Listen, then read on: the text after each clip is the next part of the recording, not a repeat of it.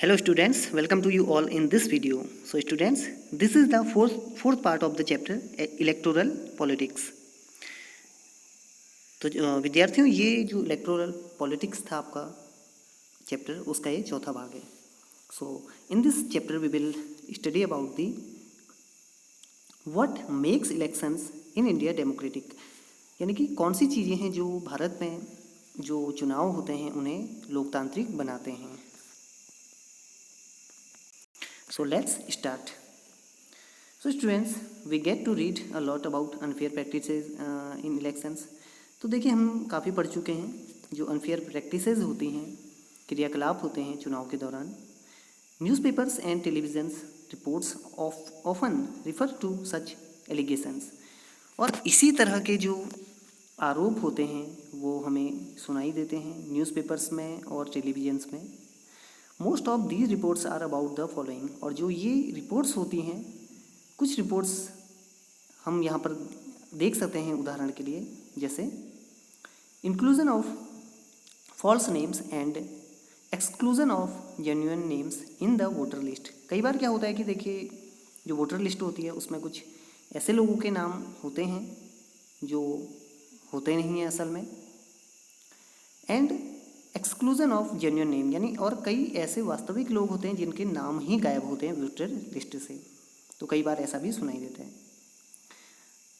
Misuse of government facilities and officials by the ruling party. और कई बार हम सुनते हैं कि जो गवर्नमेंट फैसिलिटीज़ होती हैं और जो अधिकारी होते हैं, कर्मचारी होते हैं, उनका भी मिसयूज़ किया जाता है रूलिंग पार्टी के द्वारा, जो उस समय रूलिंग पार्टी होती है. Excessive use of money by rich candidates and big parties. और कई बार हम सुनते हैं कि कोई जो पार्टी है उसके जो बहुत धनी कैंडिडेट हैं, उम्मीदवार हैं, वो बहुत ज़्यादा खर्चा करते हैं अपने चुनाव प्रचार के दौरान.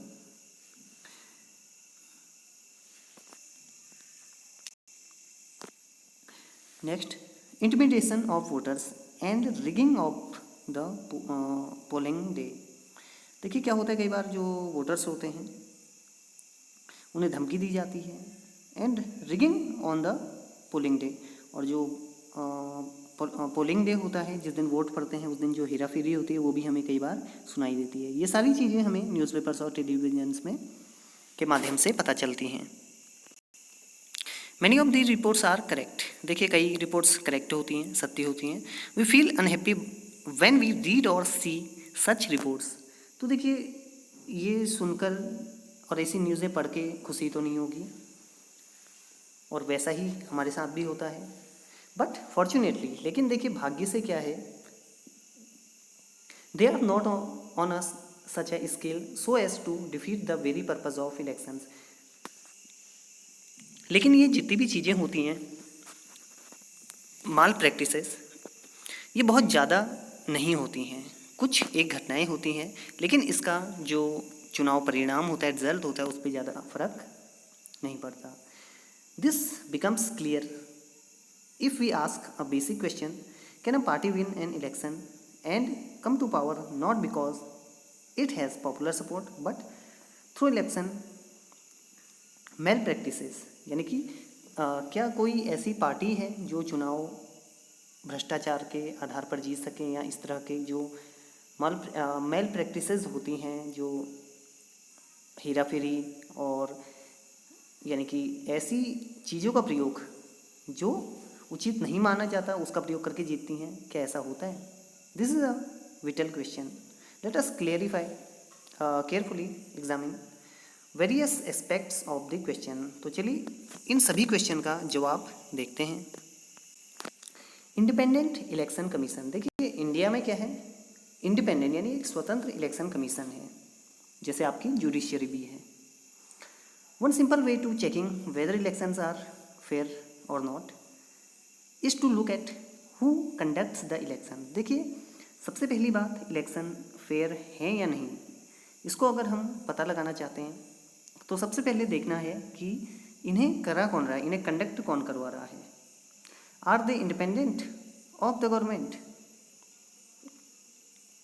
क्या वे गवर्नमेंट से इंडिपेंडेंट हैं, स्वतंत्र हैं, और can the government or or the ruling party influence or pressurise them, और क्या जो रूलिंग पार्टी है, जिसकी सरकार है, क्या उसका भी उस पर प्रभाव है जो हमारा इलेक्शन कमीशन होता है, या वो उसे प्रेशराइज करती है, दबाव डालती है।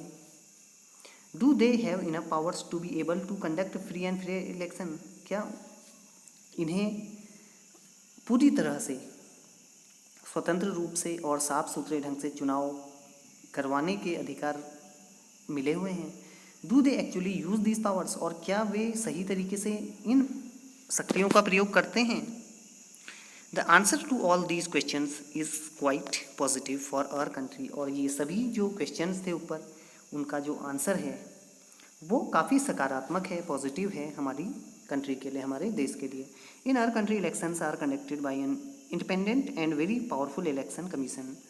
हमारी जो कंट्री है वहाँ पर जो चुनाव है वो कौन करवाता है? इलेक्शन कमीशन, शॉर्ट में इसे बोला जाता है ईसी, और ये पूरी तरह से इंडिपेंडेंट होता है गवर्नमेंट से, लाइक जुडिशियरी।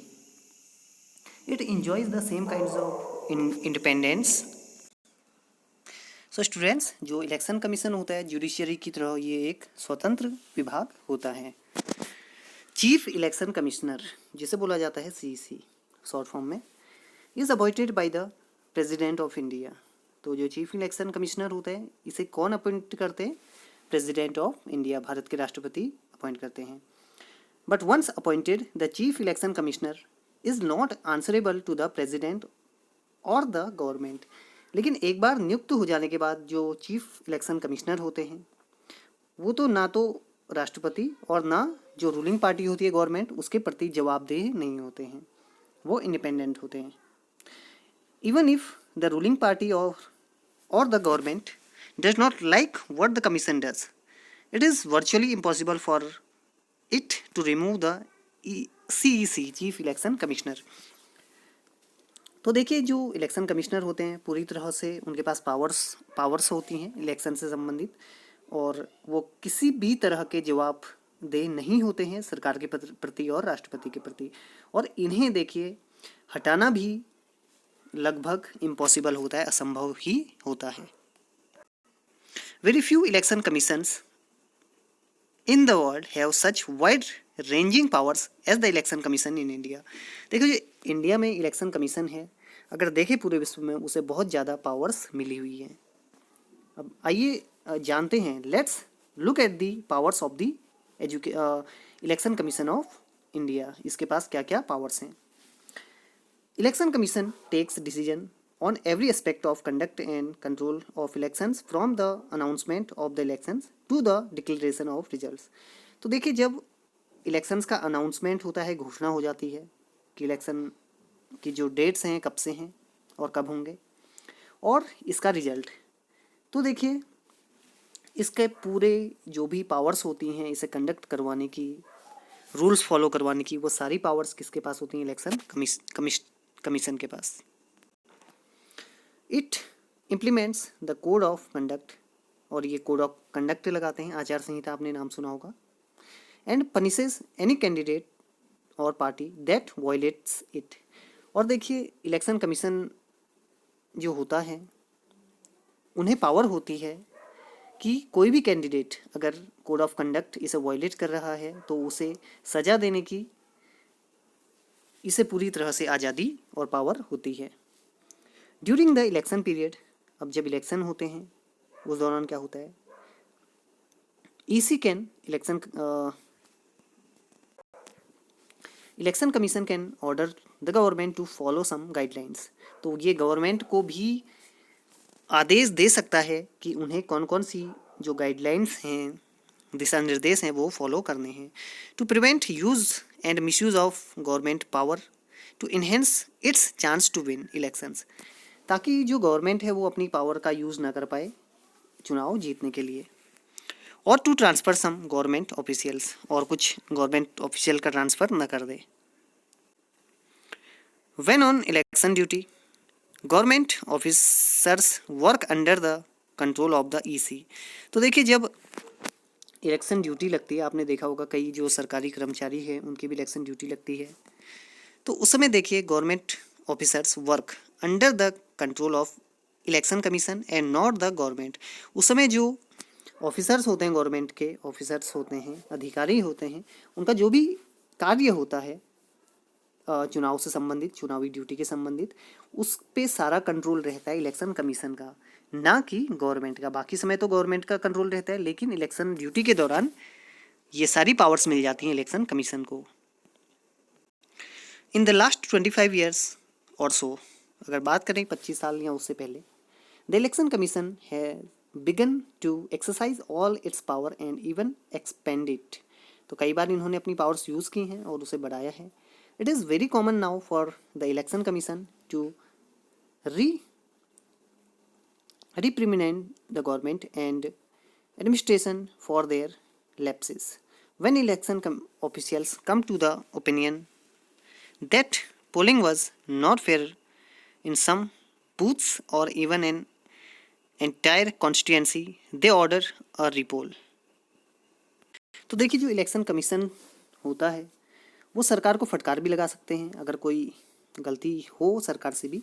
और साथ ही देखिए, अगर किसी बूथ पे, पोलिंग बूथ पे, अगर मान लीजिए कोई कॉन्स्टिट्यूंसी है, वहाँ पर अगर सही ढंग से चुनाव नहीं हुए हैं, वोटिंग नहीं हुई है, तो वहाँ पर वो दोबारा चुनाव करवा सकते हैं। The ruling parties often do not like what the election commission does. और जो रूलिंग पार्टीज होती हैं, कई बार जो ऐसे काम होते हैं उससे वो इलेक्शन कमीशन से खुश नहीं होती है। But they have to obey. लेकिन देखिए, उन्हें ज़रूर ओबे करना पड़ता है, उनकी आज्ञा माननी पड़ती है, आदेशों का पालन करना पड़ता है, किसका? इलेक्शन कमीशन का। This would not have happened if the election commission was not independent and powerful. और देखिए, जिस तरह से जुडिशरी होते हैं, जो आपके चीफ जस्टिस होते हैं, पूरी तरह से फ्री होते हैं किसी भी तरह के फैसले देने में, उसी तरह जो इलेक्शन कमीशन होते हैं वो भी पूरी तरह से इंडिपेंडेंट होते हैं और पावरफुल होते हैं। और ये तभी है, और देखिए, इंडिपेंडेंट हैं और तभी क्या है, वो पावरफुल हैं, उन पर किसी तरह का कंट्रोल नहीं है गवर्नमेंट का। पॉपुलर पार्टिसिपेशन, एक लोकप्रिय भागीदारी। Another way to check the quality of the election process is to see whether people participate in it with enthusiasm. तो देखिए, एक तरह से हम ये जान सकते हैं कि जो इलेक्शन प्रोसेस होती है, चुनाव की जो कार्य प्रणाली है, लोगों में उसके पार्टिसिपेशन से हम जान सकते हैं कि लोगों में उसका उत्साह है या नहीं है। If the election process is not free और fair, people will not continue to participate in the exercise. अगर इलेक्शन प्रोसेस फेयर नहीं है तो लोग उसमें पार्टिसिपेट नहीं करेंगे। Read this chart and draw some conclusions about participation in India. So let's see. Here you can see voter turnout in India and the UK. तो देख सकते हैं आप कितने परसेंट है, सारे परसेंट में दिए हुए हैं आपके। जैसे 1991 में 56% और 2015 तक आते आते देखिए आपका कितना हो गया, 66%। अगर बात करें इंडिया की, जो ब्लू कलर से दिखाई गया है जो वोटर है यहाँ पे, तो देख सकते हैं कि बढ़ रहा है, because people they trusted the election process.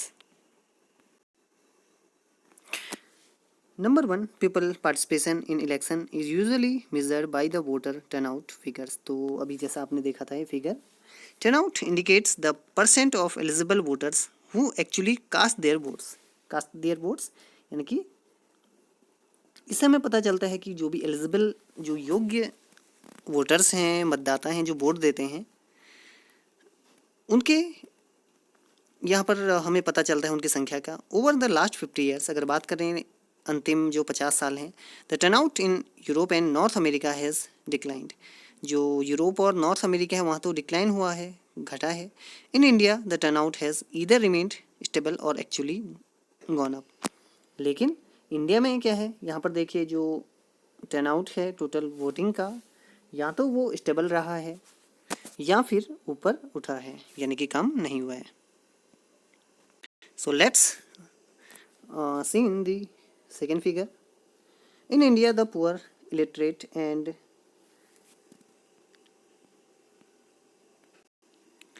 Under privileged people vote in larger proportion as compared to the rich and privileged sections. अगर बात करें इंडिया में, यहाँ पर जो गरीब, कम पढ़े लिखे और ऐसे लोग जिन्हें बहुत कम सुख सुविधाएँ मिली हुई हैं, तो उनका है लार्जर प्रोपोर्शन है किसके कंपेयर में, ऐसे लोग जो अधिक धनी हैं। This is in contrast to western democracies. For example, in the United States of America, poor people, African Americans and Spanish vote much less than the rich and the white people. तो यहाँ पर देखें, अगर हम western countries में देखें तो वहाँ पर ये जो ग्राफ है वो कम है। So in this figure you can see, यहाँ पर देख सकते हैं इन इंडिया अपर कास्ट का अगर हम देखें 56%, OBCs अदर बैकवर्ड क्लासेस 58% जो वोटर टर्नआउट है। SC का देखें शेड्यूल कास्ट 60% और ST का देखें 61%। तो देखिए यहाँ पर काफ़ी ज़्यादा हैं। In the other hand in US white people they have 60%, black 56, Hispanic 28%.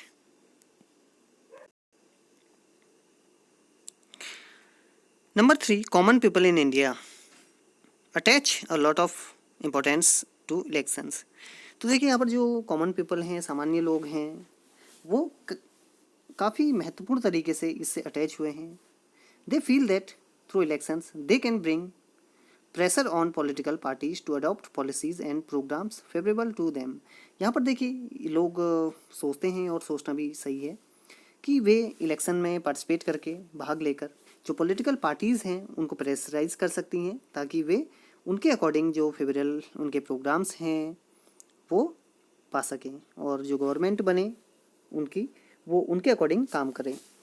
They also feel that their votes matter in the way things are run in the country. और साथ ही लोग ये भी जानते हैं, यहाँ पर जो कॉमन पीपल हैं, कि उनके वोट की यहाँ पर बहुत ज़्यादा वैल्यू है, और वे इससे जो है उससे ही कंट्री चलती है आपकी। Number 4, the interest of voters in election related activities has been increasing over the years. और देखिए बात करें अगर इलेक्शन की, तो यहाँ पर हर साल जो एक्टिविटीज़ हैं इलेक्शन के प्रति वो हर साल बढ़ती आई है। ड्यूरिंग द 2004 इलेक्शंस, अगर बात करें 2004 इलेक्शंस की, more than 1/3 voters took part in a campaign related activities. तो यहाँ पर जो वोटर्स थे उनका टोटल 1/3 पार्ट समथिंग उन्होंने कैंपेन रिलेटेड एक्टिविटीज़ में भाग लिया। More than half of the people identified themselves as being close to one or the other political parties. और लगभग जो आधे लोग थे वोटर्स, वो उन्होंने अब खुद को आइडेंटिफाई किया, चिन्हित किया कि वे किसी एक खास पार्टी से जुड़े हुए हैं। 1 out of every 7 voters is a member of a political party. और बात करें हर 7 में से एक जो व्यक्ति है, हर 7 में से एक व्यक्ति वो किसी पॉलिटिकल पार्टी का मेंबर है यहाँ पे। So next topic is acceptance of election outcome, यानी कि जो इलेक्शन आउटकम होते हैं, जो रिजल्ट्स आते हैं, उसे स्वीकार करना, क्योंकि ये किसी की भी फेवर में आ सकते हैं, कोई भी जीत सकता है। One final test of the free and fairness of election has in the outcome itself. If elections are not free or fair, the outcome always favor the powerful. देखिए अगर जो इलेक्शन है अगर फ्री नहीं हो और साफ सुथरे ना हो, तो जो आउटकम होगा, जो रिजल्ट आएगा, वो हमेशा किसी के फेवर में आएगा, और ज़्यादातर किसके फेवर में आएगा, जो पावरफुल हैं। In such a situation the ruling parties do not loss election. और इस तरह अगर बात करें, अगर फ्री और फेयर ना हो इलेक्शन, तो जो रूलिंग पार्टी है उसी की सरकार हमेशा बनेगी। Usually the losing party does not accept the outcome of rigged elections. The outcome of Indian elections speaks for itself. तो देखिए अगर भारत के जो इलेक्शन हैं उसके जो आउटकम्स हैं, रिजल्ट्स हैं, वो खुद ही इसकी बात बताते हैं। जैसे the ruling parties routinely The ruling parties routinely lose election in India both at the national and state level. देखिए यहाँ पर बात करें तो जो रूलिंग पार्टी है कई बार हारती है, चाहे नेशनल लेवल पे हो चाहे स्टेट लेवल पे. In fact in every 2 out of the 3 elections held in the last 25 year the ruling party lost. अगर बात करें every 2 out of the 3 elections, हर 3 में से 2 इलेक्शन ऐसे थे यहाँ पर जहाँ पर रूलिंग पार्टी हारी थी चुनाव. Number 2, in the US, United States, an incumbent or sitting elected representative rarely loses an election. अगर बात करें वहाँ पर यूएस की, तो वहाँ पर अगर कोई प्रेजेंट इलेक्टेड रिप्रेजेंटेटिव है तो बहुत ही कम चांस है कि वो इलेक्शन हार जाए. रेयर चांस होते हैं वहाँ पर उसके चुनाव हारने के. लेकिन in the other hand in India about half of the sitting MPs और एमएलएज, इंडिया में जो आधे के लगभग जो मेंबर ऑफ पार्लियामेंट्स होते हैं और जो मेंबर ऑफ लेजिस्लेटिव असेंबली होते हैं एमएलएज, वो चुनाव हार जाते हैं. लगभग आधे, तो समझ सकते हैं कि उनके जो वर्क है उसके अकॉर्डिंग उन्हें वोट मिलते हैं. Candidates who are known to have spent a lot of money on buying votes and those with known criminal connections often lose elections. और बात करें अगर यहाँ पर इंडिया की, तो ऐसे कैंडिडेट्स जो पैसा खर्च करके वोटर को खरीदने जैसे काम भी करते हैं और कई बार क्रिमिनल एक्टिविटीज़ कनेक्शन होते हैं उनके, तो वे भी चुनाव हार जाते हैं. कई बार ऐसा भी देखा गया है. Barring very few disputes elections, the election outcomes are usually accept as people's verdicts by the defeated party. और यहाँ पर देखिए जो लोगों का एक रुझान होता है, वो जो चाहते हैं उसी के अकॉर्डिंग यहाँ पर आउटकम्स होते हैं और जो डिस्प्यूटेड होते हैं यहाँ पर वाद विवाद होते हैं बहुत कम होते हैं. तो हम कह सकते हैं कि यहाँ पर चुनाव हैं वो पीपल के ही फेवर में होते हैं. Challenges to free and fair elections, तो देखिए इसमें चैलेंजेस भी काफ़ी हैं, काफ़ी सारे इसमें जो आपके फ्री और फेयर इलेक्शंस हैं, काफ़ी सारे इसमें आपके काफ़ी सारी चुनौतियां हैं. All the list to a simple conclusion, देखिए इसका एक सामान्य जो कंक्लूजन है वो निकलता है, निष्कर्ष निकलता है. Elections in India are basically free and fair. The party that wins elections and forms government does so because people have chosen it over its rival. This may not be true for every constituency, लेकिन ऐसा हर constituency में नहीं होता है. A few candidates may win purely on the basic of money powers and unfair means. देखिए कुछ ही कैंडिडेट हैं जो जीतते हैं मनी पावर और अनफेयर मीन्स के द्वारा, कुछ ही कॉन्स्टिट्यूंसीज होती हैं ऐसी. But the overall verdict of a general election still reflects popular performance. लेकिन जो पूरी तरह से अगर हम कहें बड़े पैमाने पर जो चुनाव होते हैं वो अधिकतर फेयर और इंडिपेंडेंट ही होते हैं और जो कैंडिडेट होता है उसकी परफॉर्मेंस, जो पॉपुलर परफॉर्मेंस होता है उस पर बेस्ड होते हैं जो आउटकम्स होते हैं. There are very few expectations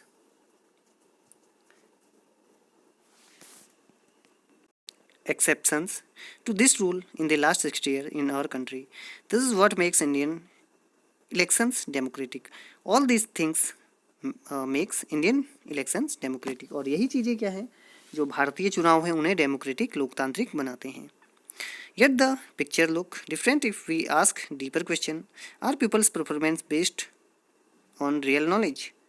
Are the voters getting a real choice? क्या जो हमारे वोटर्स हैं वो सही उनकी चॉइस है? Is election really level playing field for everyone? Can or ordinary citizen hope to win elections? क्या एक सामान्य जो नागरिक है वो भी इलेक्शन जीतने की आशा कर सकता है? Questions of this kinds bring the many limitations and challenges to Indian elections to our attention. और ये सारे सवाल एक चुनौती के रूप में हमारे सामने आते हैं. Indian elections to our attention. These includes, अब क्या क्या चीज़ें आती हैं इसमें, आइए देख। Candidates and parties with a lot of money may not be sure of their victory, but they do enjoy a big and unfair advantages over smaller parties and independents. देखिए,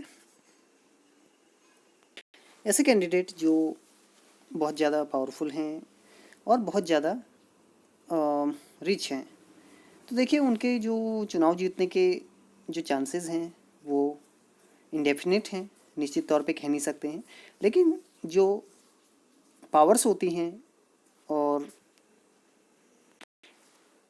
पोजीशन होती है वो दूसरों से कई अधिक अच्छी होती है।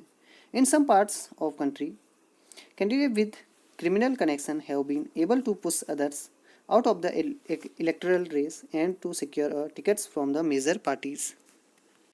देखिए कई कंट्री में ऐसे भी कई पार्ट हैं जहाँ पर जो कैंडिडेट्स होते हैं, उम्मीदवार होते हैं, उनका आपराधिक कनेक्शन होता है, आपराधिक उनके संबंध होते हैं और वे बाकी जो भी कैंडिडेट्स होते हैं उन्हें चुनावी रेस से बाहर करने में और अपना जो टिकट है वो पा लेने में सिक्योर हो जाते हैं बड़ी बड़ी पार्टियों से। तो ये भी देख सकते हैं आप। Some families tend to dominate political parties, कई फैमिलीज में भी होता है कि उन्हें पार्टी से टिकट मिल जाते हैं। Tickets are distributed to relatives from these families, और इन्हीं के जो फैमिलीज हैं उन्हें ही वो टिकट मिलता है। Very often elections offer little choice to ordinary citizens, और देखिए काफ़ी कम चांसेस होते हैं कि ऑर्डिनरी जो सिटीजन्स हैं उन्हें टिकट मिल जाए। For both the major parties are quite similar to each other both in policies and practices, और जो सामान्य नागरिक होता है उसे अगर चांस मिल भी जाए लेकिन बहुत कम होता है कि वो किसी बड़ी पार्टी से जुड़ पाए, क्योंकि जो बड़ी पार्टियाँ होती हैं उनका एक अलग ही वहाँ पर रुतबा होता है। Smaller parties and independent candidate suffer a huge disadvantages compare to bigger parties, और जो देखिए स्मॉलर पार्टीज होती हैं, छोटी पार्टीज होती हैं, और जो इंडिपेंडेंट यानी जो निर्दलीय उम्मीदवार होते हैं जो किसी पावरफुल पार्टी से नहीं जुड़े होते हैं, तो उनके सामने चुनौतियाँ भी काफ़ी बड़ी रहती हैं क्योंकि उन्हें बड़ी पार्टी से सपोर्ट नहीं मिल पाता। So student, these challenges exist not just in India but also in many established democracies, लेकिन ये चैलेंजेस इंडिया में ही नहीं है बल्कि बाकी कई बड़ी डेमोक्रेसीज में हैं। These deeper issues are a matter of concern for those who believe in democracy, और जो डेमोक्रेसी में बिलीव करते हैं उनके लिए ये एक मुद्दा हो सकता है। दैट इज़ वाई, तभी तो citizen, social activists and organisation have been demanding reforms in our electoral systems, और इन्हीं चीज़ों के लिए जो हमारे नागरिक हैं, सोशल एक्टिविस्ट हैं और जो ऑर्गेनाइजेशंस हैं, अलग अलग संस्थाएं हैं, वो तभी इनमें बदलाव की मांग करते आई हैं। Can you think of some reforms, क्या आप भी ऐसे किसी रिफॉर्म के बारे में सोच सकते हैं? What can an ordinary citizen do the face this challenges, और कैसे जो एक सामान्य नागरिक है वो इन चैलेंजेस को फेस कर सकता है।